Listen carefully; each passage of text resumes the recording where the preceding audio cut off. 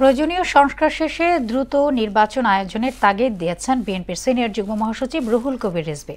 ভোটের তারিখ ঘোষণা হলে মানুষের আকাঙ্ক্ষা বাস্তবায়ন হবে বলেও মন্তব্য করেন তিনি। আর দলটির যুগ্ম মহাসচিব শহীদ উদ্দিন চৌধুরী অ্যানি বলেন, জুলাই অভ্যুত্থানে হতাহতদের পরিবারের পাশে থাকবে বিএনপি। তানজিদ ভুঁইয়ার প্রতিবেদন।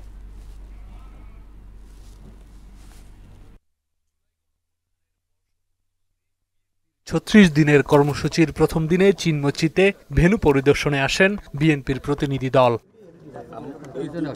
পরিদর্শন শেষে সাংবাদিকদের সাথে কথা বলেন দলের সিনিয়র যুগ্ম মহাসচিব রুহুল কবির রিজভী। বলেন, যৌক্তিক সময়ের মধ্যে নির্বাচন দিতে হবে। দেশ অর্থনৈতিক সংকটের দিকে উল্লেখ করে অন্তর্বর্তী সরকারকে এই খাতে মনোযোগ দেওয়ার আহ্বান জানান তিনি। মানুষের সামগ্রিক উন্নতি এবং তাদের উন্নত ভবিষ্যৎ নিশ্চিত করার জন্য তারা কাজ করে যাবেন। এই জন্য প্রয়োজনীয় সংস্কার শেষে নির্বাচন দিতে হবে এবং সেই নির্বাচনটি অবশ্যই যৌক্তিক সময়ের মধ্যেই সেটা দিতে হবে। অনুগত মিডিয়া তৈরি করার চেষ্টা করা হচ্ছে, যেটা আপনারা নিজেরাই ভুক্তভোগী।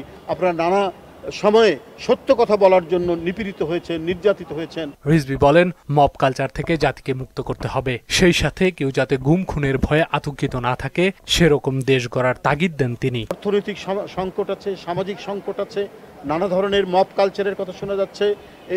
এগুলোর থেকে গোটা জাতিকে আমাদেরকে মুক্ত করতে হবে। সেই সমস্ত দুর্বিষহ অন্ধকার যুগে ফিরে যেতে চায় না, যে প্রতিটি বাবা মা তার সন্তানের গুমের জন্য, তার বিচার বহির্ভূত হত্যার জন্য আতঙ্কিত বোধ না করেন। এ সময় শেখ হাসিনার বিচার দ্রুত দৃশ্যমান করার আহ্বান জানান বিএনপির যুগ্ম মহাসচিব শহীদ উদ্দিন চৌধুরী অ্যানি। জনগণের প্রত্যাশা অনুযায়ী জনগণের সরকার নির্বাচিত হবে এবং একটা উপযুক্ত সময় রমজানের আগে ফেব্রুয়ারি মাসে নির্বাচন হবে।